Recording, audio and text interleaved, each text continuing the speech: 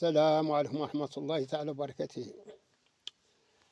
إيوا إخواني أخواتي، كنتكلم دابا على الحالة ديال هاد الناس اللي هو تخطفوا من الصحراء في أرضهم وفي الخيام ديالهم وفي الطرقان ديالهم وفي الويدان ديالهم.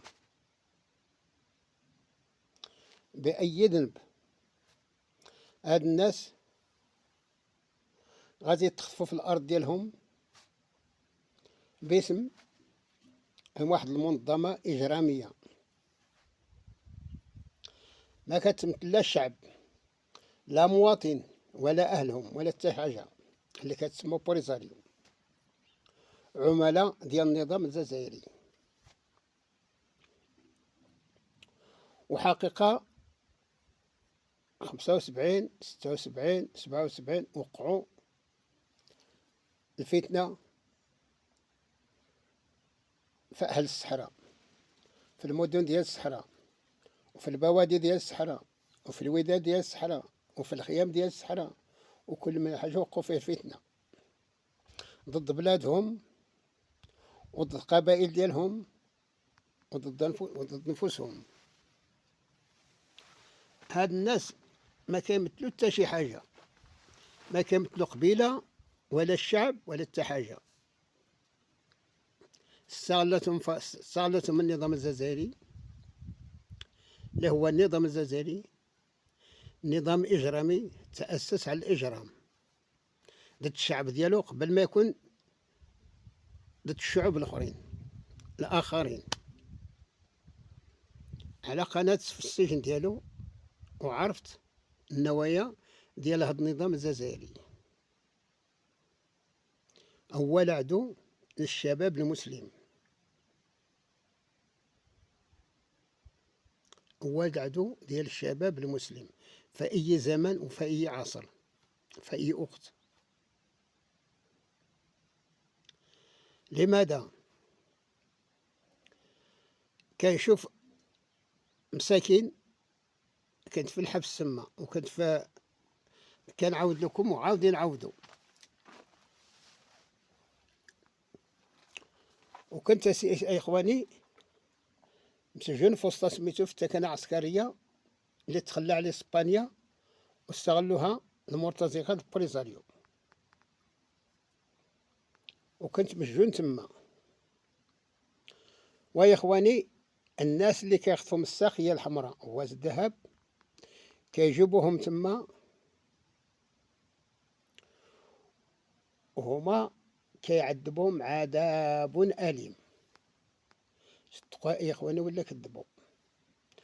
علاقات بوليساريو والجزائر هو العدو ديالهم مصحف الساقية الحمراء واز الذهب. ولكن مع الأسف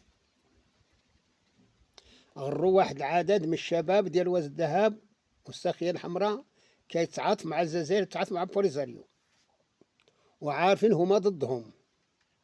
على قمناش سقسيو جيرانكم فين ولادهم، وسخوا عمامكم فين ولادهم، فين دفنتهم الجزائر فرد الحمادة. بأي ذنب ماتوا هاد الناس، وبأي ذنب كيتقتلوا، بأي ذنب كيتعذبوا فيه هاد الناس. قدام عينيا كنشوفهم، ملي كيجيبوهم كيلوحوهم في الكاميوات أو في الشاحنات اللي كيدوهم فيهم كلشي الشباب ديال الساقية الحمراء واز الذهب، وكايهم الخائنين.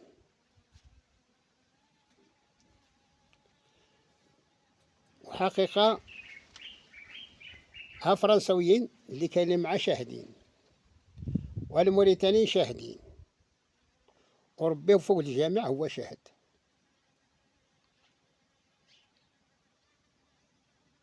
على حقيقة كيحفصونا وكيخدموا بينا بدون أي هدف، زعما خدم اشتغل اللي كيقولوا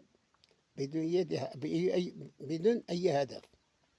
كان حفروا الحفاري ديال فينا واحد المحبس على قهوة محبس فيه لوطا. ومنين كيحفروا سميتو كيحطوا فيه السلاح اللي كوا كتجيب ليبيا.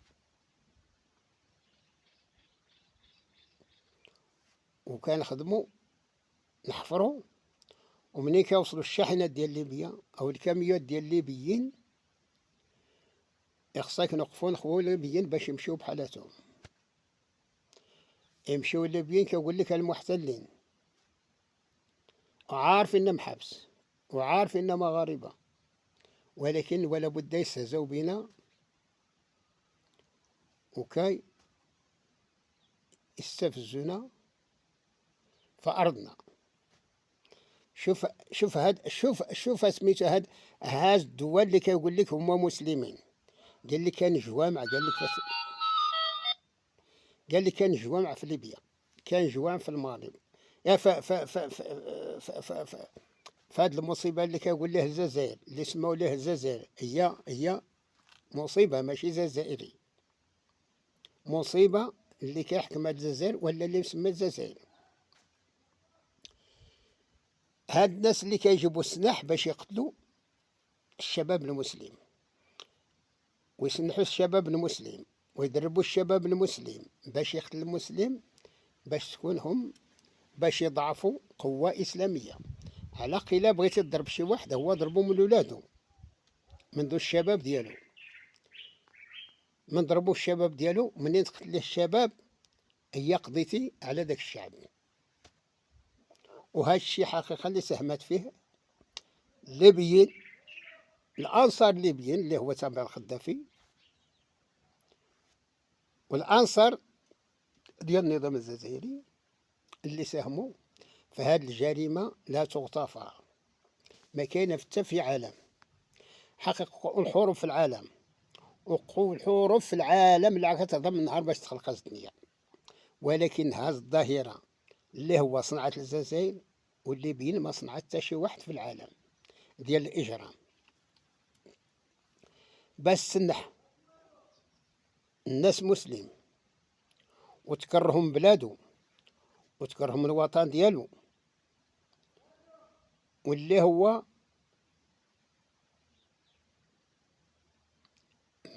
ما تسمع كلامكم، هو خائن، هو عامل، هو امبريالي، هو رجعي. وحقيقة الخير ديال المغرب وديال ليبيا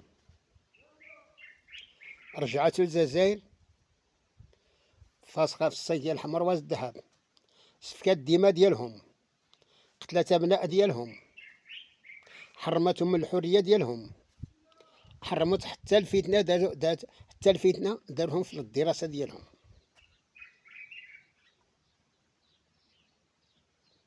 أي واحد من الساخية الحمراء والذهب إلا خصك إلا تكرلك النظام الجزائري تقول أعوذ بالله من الشيطان الرجيم. على قوة العادو الواحد الودود للشباب الساخية الحمراء هو الجزائر. على قتفلاتهم في الحمادة ديال سميتو الحمادة معروفة الحمادة يا إخواني. كاينة واحد كيقول لي الحمادة بين الزك وتندف، وبين تندف والمحبس، هذه كتسمى الحمادة. وتفنوا الناس بير الحلو، تفنوا الناس تفاريتي، تفنوا الناس كل 100 حاجة يقولوا له انت خائن. يجيبوهم هما خونة علق ما كيسمعوش للراي ديال اللي سميتو الليبيين والراي ديال الجزائريين اللي كيقول لهم ودو كونوا ضد بلادكم وضد اهلكم، وانتم احرار، وانتم غيتحرر الشعب الصحراوي.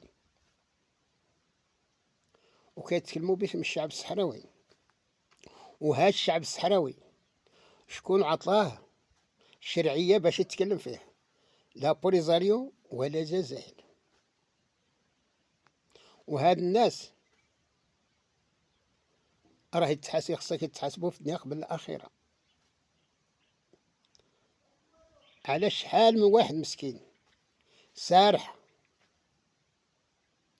أو لا خدام عند شي واحد، أو لا كيحطب، أو لا كيبني، وتعدوا عليه وسرقوه وجابوه لتندفت وقال لي ما انت محتل. وهذا بنادم اللي هو كيقول له محتل لا يعرف اش كيتسمى محتل، ولا اش كيتسمى النزاع، ولا كيعرف كاع شي حاجه حتى في السياسه ولا في فسميتو في هاد المصطلحات ديال القوميين العربيين المتخلفين اصليا عقليا. كانت فرنسا سنين 33 133 أو 32 فسميتو في الجزائر، ما دارت في الشعب المسلم هادشي اللي دار فيهم الجزائر النظام الجزائري أو النظام الليبي أو البوليزاريو، ما دارتو، ما خلاش الشباب المسلم. كان اسبانيا قريب 100 وشي حاجة الساقية الحمراء والذهب، ما خلاش الشباب المسلم، وما خلاش الشابات المسلمات، وما خطفوا حتى شي واحد في الطرقان ولا في الزنقة، مازال دارت لهم الامن.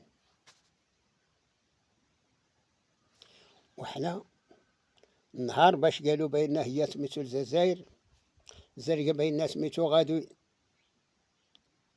الكفار غادي يخرجوا اللي كيسموا لهم هما في الاسلام هو الكفار، هو الجزائر، هو اعوان ديالها، والنظام الليبي اللي هو مشى قاد نحبه صافي هذا سال المشكل ديالو.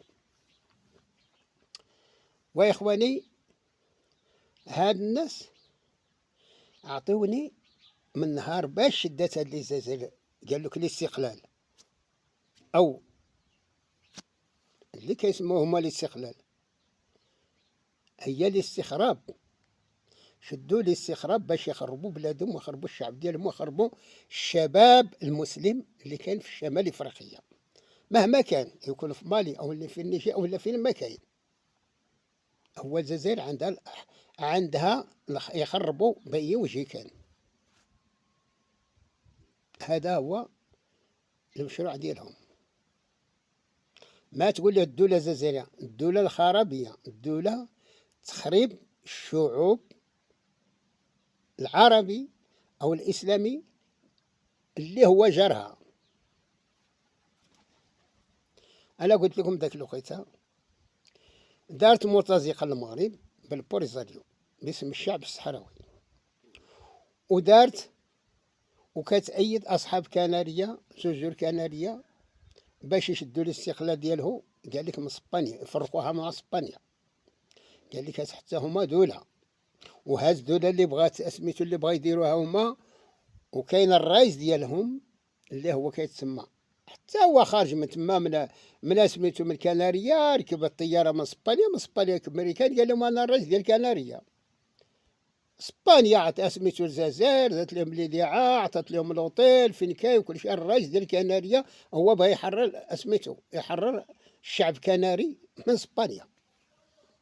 وهذاك الوقت كنت يا صاحبي واي هادي اخواني هاد الناس اللي هو كيتكلموا باسم الشعوب، وشكون عطاهم هاد الحريه باش يتكلم باسم الشعوب؟ لا هما ولا بوليزار ولا مصطفى السيد اللي كيقول لي والي مصطفى السيد زعما اللي هو قال لك اكبر مثقف فسميتو في المنطقه ديال سميتو دوادون، وقال لهم هو اللي فاهم. وشكون هذا اللي مثلو في وادنون او لا مثلو في العيون؟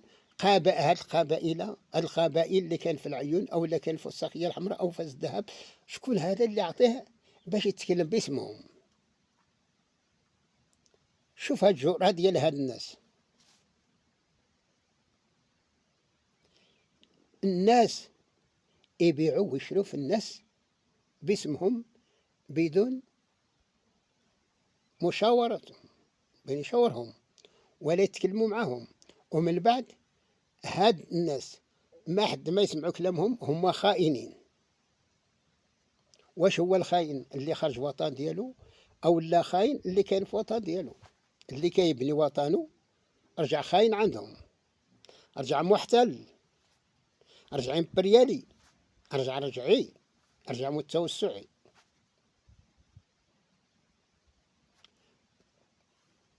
هذا اللي كان نتكلم معكم. راه من نهار من 73 باش جاب الجزائر بوليزاريو، كان يمشيو معاهم منا خبراء اللي هو ولا بدامهم، كيقول لي البوليزاريو هادشي اللي كديروا راه ما يصلح لكم ولا يصلح للمنطقة، راه المنطقة غادي تقتلكوا الشباب ديالهم. قال ليه انتم امبرياليين رجعيين، حنا خلينا غادي نحروا الساقية الحمراء والذهب من النظام الملكي.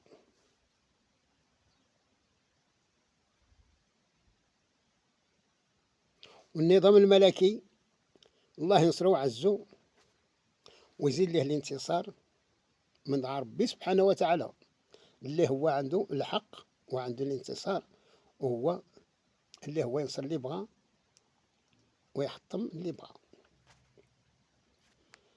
حافظ على الشباب، الشباب الساقية الحمراء والذهب من كثر من أي حاجة عطى أهمية باش يقرأ ويتنمى في بلادو وعند أهله، ولكن مع الأسف ما خلى في المجهود ديال المدار باش يوجد ليه الأمن، يوجد ليه يقرأ، يوجد ليه يدافع على بلادو، يدفع باش يبني بلادو. ولكن مع الأسف المخربين ديال بوليزاريو ساندهم الجزائر باش يخربوا الساقية الحمراء والذهب بيوجي كان. لا الحبر لا البحر ولا في المثال نعطيكم المثال. كاينين اسميتو اسبانيوليين وبرتغاليين كيصيدوا في النواحي ديال الداخله. بوليزاريو ما كيعرفوش الماء ولا يعرفوا باخره ولا يعرفوا حتى شي حاجه. المرتزقه ديال سميتو الجيش الجزائري هو اللي يدخل باسم بوليزاريو واستولاو على السفينات ديال الحوت ديال الحواته، شدوا فيه مغاربه، شدوا فيه اسبانيوليين، ما نعرف اسبانيول شي 120 ولا داك الشيء، وشدوا فيه برتغاليين، وشدوا فيه كوريا الجنوبيه، وجابوهم من الحبس عندنا، وجابوا الاركاك ديال السحرة تما، وقال ليه انتوما تعديتوا على البحر ديال الشعب الصحراوي. والشعب الصحراوي الا كان الشعب الصحراوي تما، لماذا شكون جابوا لتندوف وواجوا تسرقوا الناس من الساقية الحمراء والذهب وتجيبهم لتندوف تقول لهم تعديتوا على الشعب الصحراوي؟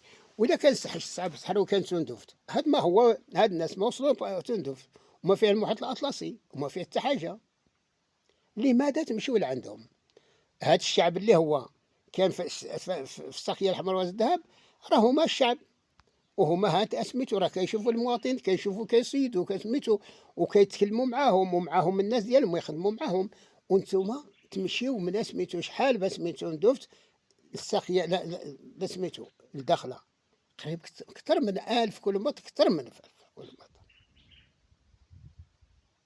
والجزائر سخرت كل شيء بالما عندها، بشرية عسكرية ماديا بحرية، كل شيء سخرته باش تقضي على الشباب الساقية الحمراء والذهب وتدور في فتنة.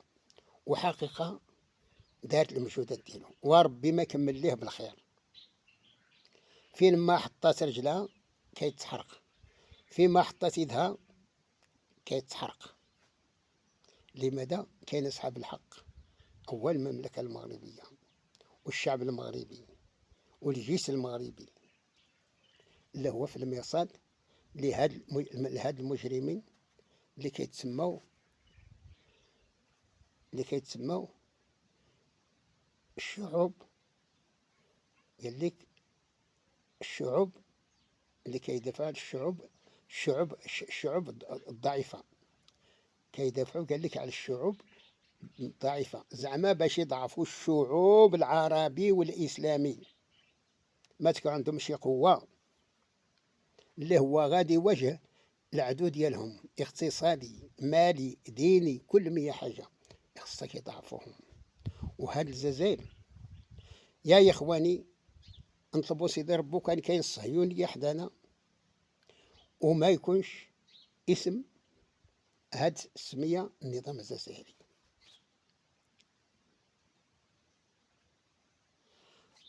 رحمة من الشيطان، يجاورك الشيطان وما يجاورك النظام الجزائري.